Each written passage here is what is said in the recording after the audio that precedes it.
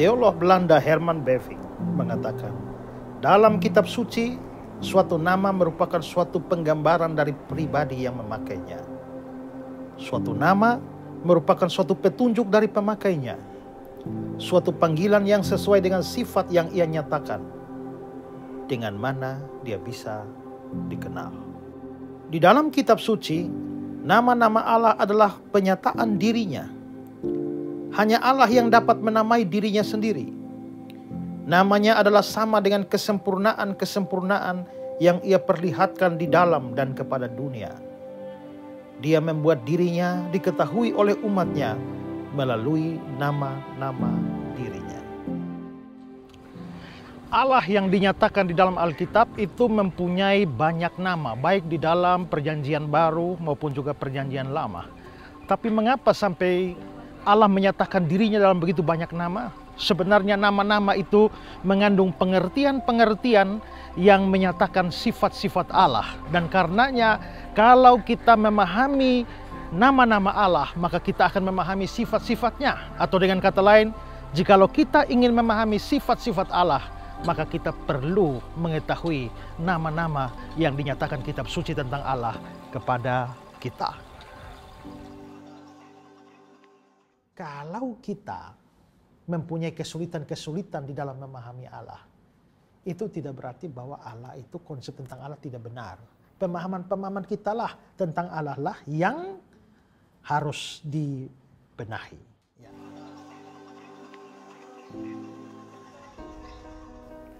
Selamat datang di program Ku Tahu Yang Ku Percaya. Sebuah program yang mengajak kita belajar lebih dalam mengenai makna kekristenan dan mengenal lebih dalam tentang Allah. Pada seri kali ini kita akan belajar tentang doktrin Allah. Saudara, program ini dapat kami produksi karena donasi dan kemitraan saudara bagi pelayanan Pijar TV. Kami begitu bersyukur atas donasi yang saudara berikan. Bagi saudara yang ingin terus menyaksikan episode-episode terbaru dari program Ku Tahu Yang Ku Percaya ini, saudara dapat mengirimkan donasi ke nomor rekening yang tertera di layar. Seberapapun donasi saudara akan sangat memberkati pelayanan ini. Kami juga mengajak saudara untuk berinteraksi dengan kami sepanjang program ini disiarkan. Kami rindu berdiskusi dan mendoakan saudara. Untuk itu, silakan menghubungi kami di nomor WhatsApp yang tertera di layar. Kami menantikan pernyataan dan permohonan doa saudara. Selamat menyaksikan.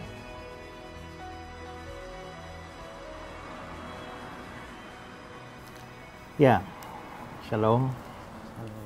Ya, hari ini kita akan belajar kelanjutan dari pelajaran tentang doktrin Allah, ya. Dan yang akan kita pelajari pada bagian ini adalah soal nama-nama Allah, ya. Nah, pertama-tama kita harus, kalau mau belajar tentang nama Allah, kita harus memahami penggunaan nama di dalam budaya Semitik. Yang dimaksudkan dengan budaya Semitik itu adalah kebudayaan dari bangsa-bangsa keturunan Sem, anaknya Nuh itu ya. Nuh kan punya 3 anak, yaitu Sem, Ham, Yafet.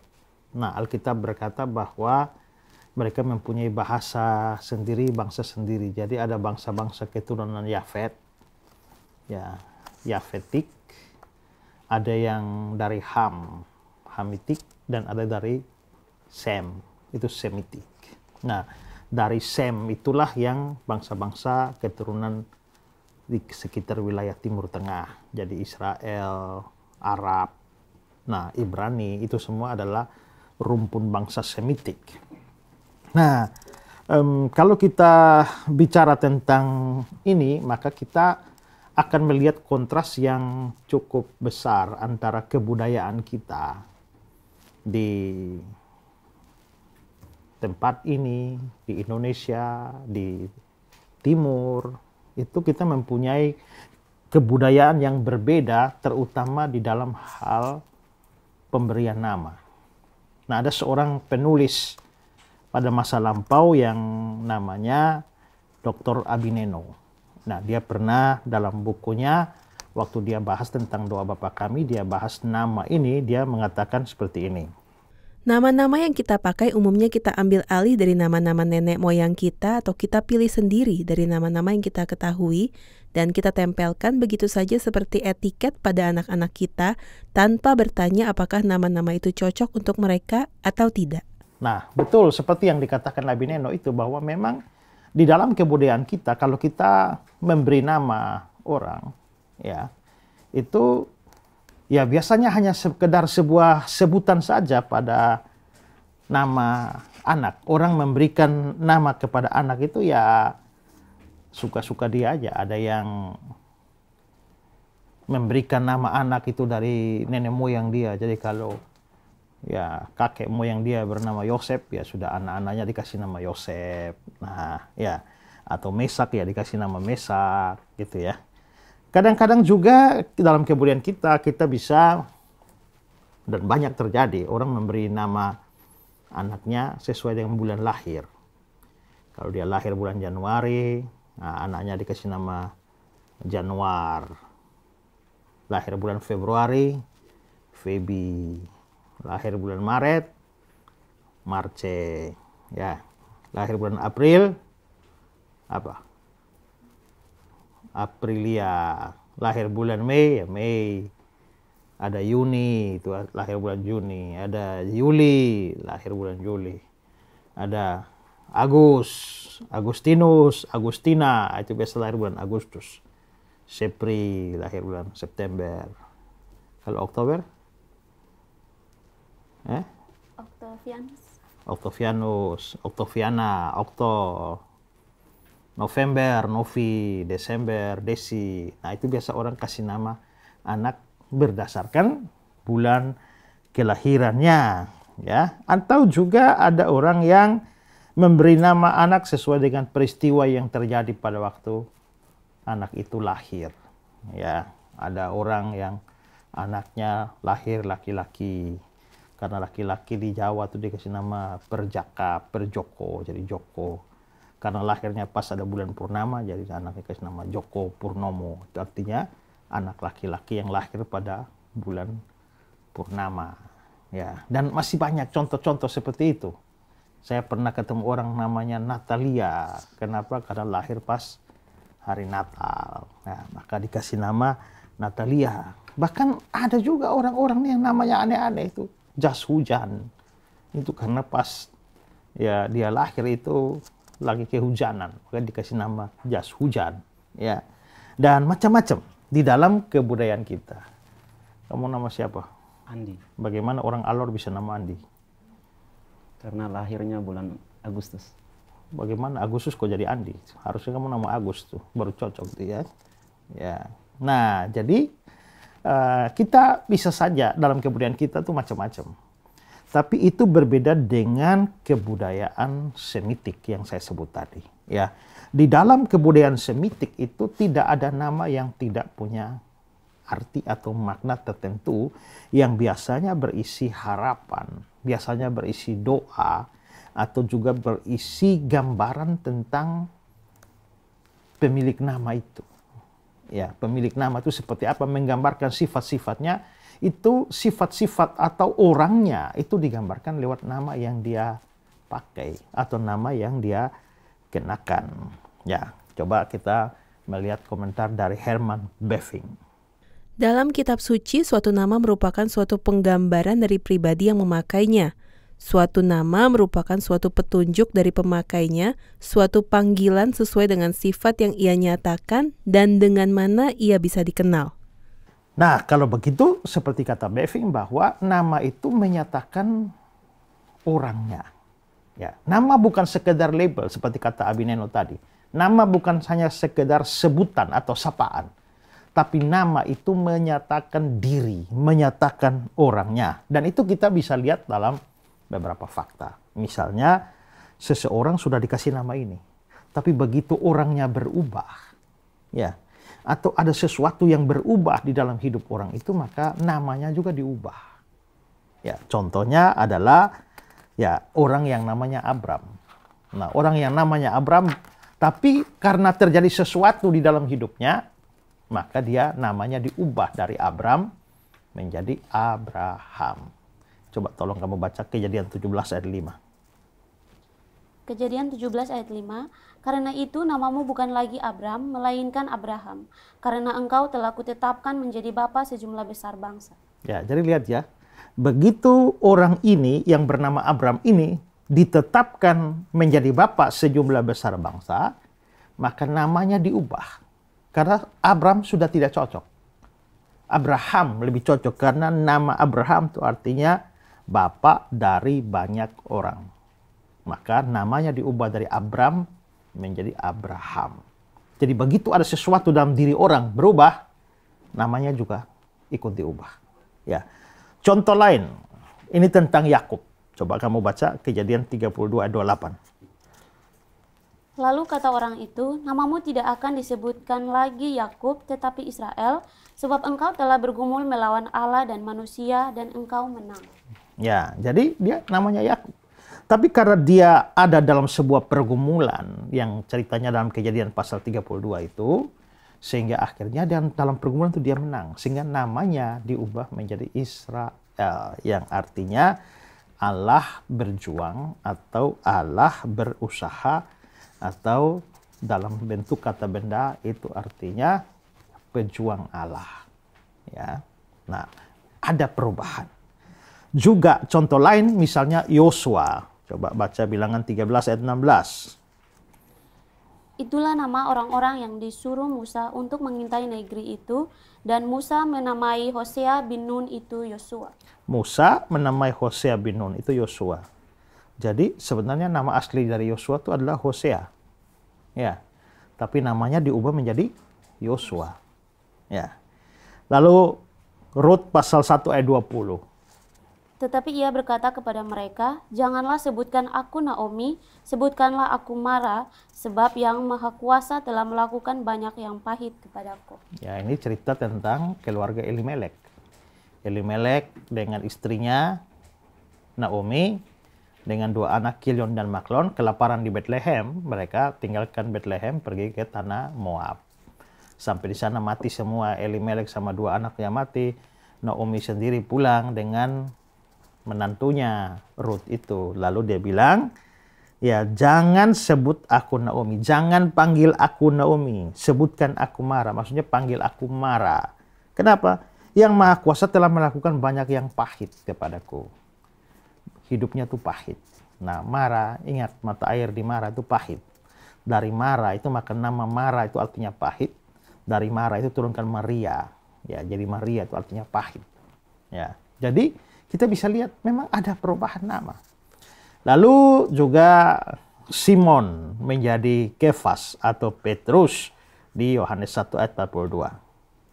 Coba baca. Engkau Simon anak Yohanes, engkau akan dinamakan Kefas, artinya Petrus. Ya, engkau Simon anak Yohanes, engkau akan dinamakan Kefas, artinya Petrus. Nama Petrus itu Yunaninya Petros, yang artinya batu, batu kecil. Ya. Nah, jadi kita bisa melihat bahwa kenyataan bahwa ketika terjadi sesuatu yang hebat di dalam diri seseorang, namanya itu diubah. Karena artinya nama itu memang menyatakan diri orang itu. Ya, diri orang itu. Ya, kalau orang kecil, kurus, dikasih nama Mini. Nah, itu cocok. Itu tiba-tiba dia gemuk. Nah, kalau dia gemuk lalu kasih nama tetap Mini kan tidak pas. Jadi harus kasih nama Maxi. Ya, jadi dia besar, maksimal gitu ya. Nah, jadi begitu kira-kira contohnya, ada perubahan.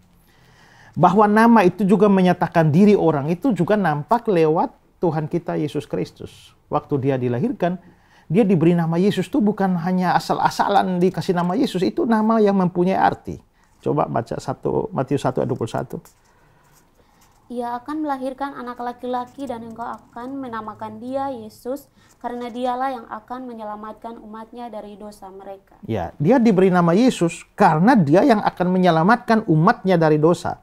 Karena nama Yesus itu artinya Yahweh penyelamat. Jadi tidak sembarang memilih nama. Ya. Nah, maka di sini kita bisa melihat bahwa nama dalam kebudayaan Semitik, nama itu merujuk kepada pribadi atau orang. Nah, kalau memang budayanya seperti itu, maka pada waktu kita berbicara soal nama Allah, maka sebenarnya itu berbicara tentang diri Allah. Ya. Nama Allah itu adalah diri Allah. Seperti nama saya adalah saya, nama kamu adalah kamu, maka nama Allah adalah Allah. Nah, coba perhatikan komentar dari Herman Bavinck. Di dalam kitab suci, nama-nama Allah adalah pernyataan dirinya. Hanya Allah yang dapat menamai dirinya sendiri. Namanya adalah sama dengan kesempurnaan-kesempurnaan yang ia perlihatkan di dalam dan kepada dunia. Ia membuat dirinya diketahui oleh umatnya melalui nama-nama dirinya. Ya, lihat juga dari Charles Ryrie. Banyak nama Allah di dalam kitab suci memberikan penyataan tambahan tentang sifatnya. Ini bukan sekadar nama yang diberikan oleh orang, tetapi pada kebanyakan merupakan penggambaran Allah tentang dirinya sendiri. Nama-nama menyatakan aspek-aspek sifatnya. Ya, jadi jelas ya, nama itu menyatakan orang, atau nama Allah menyatakan Allah. Dan itu bisa nampak lewat sejumlah ayat dalam kitab suci ya.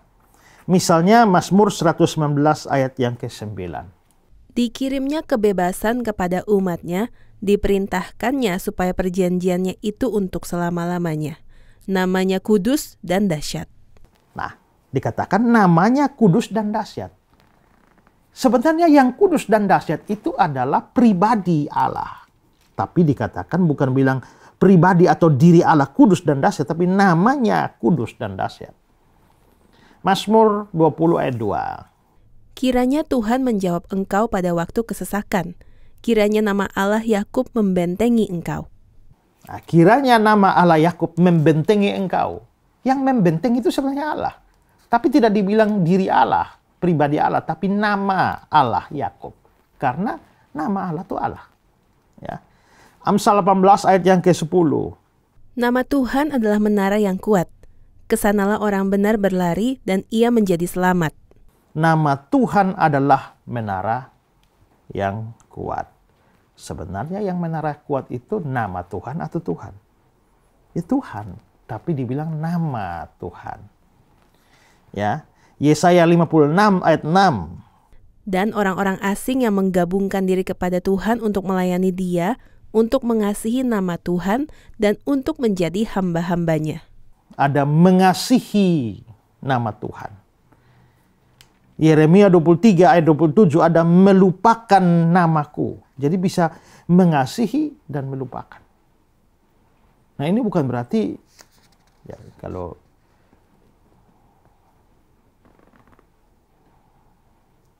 kamu nama siapa? Andi. Andi ya. Saya nama siapa? Pak Esra. Pak Esra ya. Kamu dengar nama saya dari kapan? Lewat YouTube. Berapa lama? Dari sekitar 2 tahun yang lalu. 2 tahun yang lalu. Ya. Lalu kira-kira kamu akan lupa nama saya atau tidak? Tidak. Kalau ketemu saya di jalan, ingat? Ingat. Tapi karena kita dua tidak hubungan apa-apa, saya akhirnya ngomong, waduh, kamu sudah lupa saya ya. Apakah kamu lupa nama saya? Tidak kan? Kamu tidak lupa bahwa nama saya itu adalah ESRA. Bunyi namanya kamu tidak lupa. Tapi orangnya kamu lupa. Kan gitu kan? Kamu nih sekian nama sudah lupa saya ya. Mentang-mentang sudah ya jadi orang kaya sekarang lupa saya ya. Oh tidak, saya tidak lupa kamu. Saya masih hafal nama kamu. Sebenarnya bukan soal nama, bunyi, tapi soal diri. Jadi melupakan nama Tuhan itu tidak berarti maksudnya lupa tidak tahu Tuhan itu nama siapa, bukan itu. Tapi maksudnya lupa diri Tuhan, lupa orangnya, gitu ya. Begitu juga Kejadian 4 ayat 26. Memanggil nama Tuhan. Mazmur 105 ayat 1. Serukan namanya. Itu bukan berarti memanggil Tuhan, Tuhan, atau serukan dengan kata-kata verbal, bukan, tapi maksudnya adalah berharap, bergantung kepada memanggil diri pribadi Tuhan itu. Ya, jadi dari semua ayat itu kita menunjukkan bahwa memang nama Allah adalah diri Allah. Nama Allah adalah pribadi Allah sendiri. Oke, paham? Oke, kalau kita sudah paham soal masalah nama, ya nama menyatakan diri, maka sekarang kita mau melihat ke dalam Alkitab untuk mengetahui apa saja nama-nama yang dikenakan kepada Allah, atau Allah itu mempunyai nama apa saja. Nah, kita bisa bagi ini menjadi dua bagian. Pertama dengan menyoroti di dalam nama dalam Perjanjian Lama, dan yang kedua nama di dalam Perjanjian Baru. Nah, kita mulai dengan Perjanjian Lama. Nah, Perjanjian Lama itu memberikan beberapa nama atau sebutan untuk Allah, ya, atau untuk Tuhan. Nah, pertama itu adalah nama El. Ya, coba kamu baca Kejadian 14 ayat 19. Lalu ia memberkati Abram, katanya, diberkatilah kiranya Abram oleh Allah yang Maha Tinggi, pencipta langit dan bumi. Ya, diberkatilah kiranya Abram oleh Allah. Nah, kata Allah di situ itu dalam bahasa Ibrani-nya El. Jadi diberkatilah kiranya Abram oleh El yang Maha Tinggi. Ya.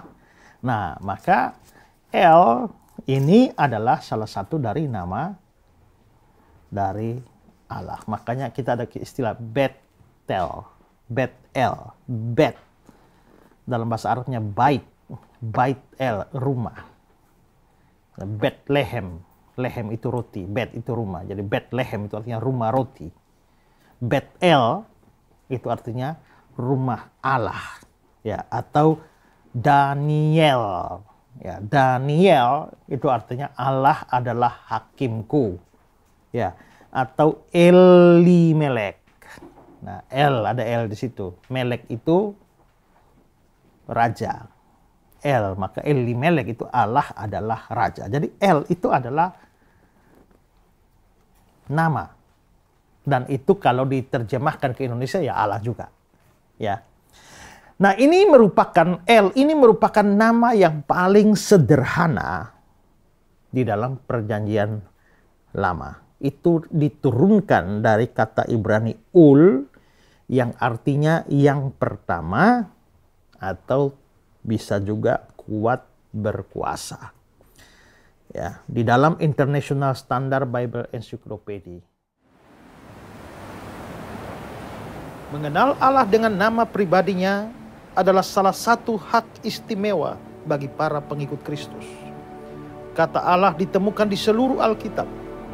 Namun Allah mengungkapkan dirinya secara lebih pribadi melalui nama-nama yang digunakannya. Nama-nama ini menolong kita ketika kita berseru kepadanya dalam doa. Ketika kita berdoa dan menyapa Allah dengan menggunakan nama-nama ini, kita mengakui kedaulatan, belas kasihan, kasih, dan sifat-sifatnya yang lain yang penting bagi iman kita. Nama-nama Allah itu sebenarnya membimbing kita untuk mendekati Allah sesuai dengan karakter dari Allah itu. Seperti kita sudah lihat bahwa nama-nama Allah itu mempunyai makna yang sangat banyak. Maka pada waktu kita datang mendekat kepada Allah, kita boleh menyapa Dia sesuai dengan nama yang maknanya itu seturut dengan apa yang menjadi persoalan kita. Ketika kita berada dalam kesulitan, kita bisa datang mendekati Dia sebagai Allah yang Maha Kuasa yang bisa melepaskan kita. Ketika kita berada dalam kesakitan, kita bisa datang mendekati Dia dengan nama yang mana menyatakan bahwa Dia menyembuhkan kita. Ketika kita dalam keadaan susah, maka kita dapat mendekati Dia dengan nama-nama yang mempunyai makna penghiburan bagi kita. Kalau begitu, dengan memahami makna nama-nama Allah ini, itu membuat kita semakin dekat kepada Allah. Membuat kita semakin mengenal dan semakin memiliki relasi yang intim dengan Allah kita itu. Kita sudah menyaksikan program Ku Tahu Yang Ku Percaya dan belajar tentang doktrin Allah. Kami mengajak saudara untuk berinteraksi dengan kami Setelah menyaksikan program ini, kami rindu berdiskusi dan mendoakan saudara. Untuk itu, silahkan hubungi kami di nomor WhatsApp yang tertera di layar. Kami menantikan pernyataan dan permohonan doa saudara. Saudara, program ini dapat kami produksi karena donasi dan kemitraan saudara bagi pelayanan Pijar TV. Kami begitu bersyukur atas donasi yang saudara berikan. Bagi saudara yang ingin terus menyaksikan episode-episode terbaru dari program Ku Tahu Yang Ku Percaya ini, saudara dapat mengirimkan donasi ke nomor rekening yang tertera di layar. Seberapapun donasi saudara akan sangat memberkati pelayanan ini. Terima kasih untuk kebersamaan saudara dalam program Ku Tahu Yang Ku Percaya ini. Sampai jumpa di episode berikutnya. Salam terang bagi Indonesia.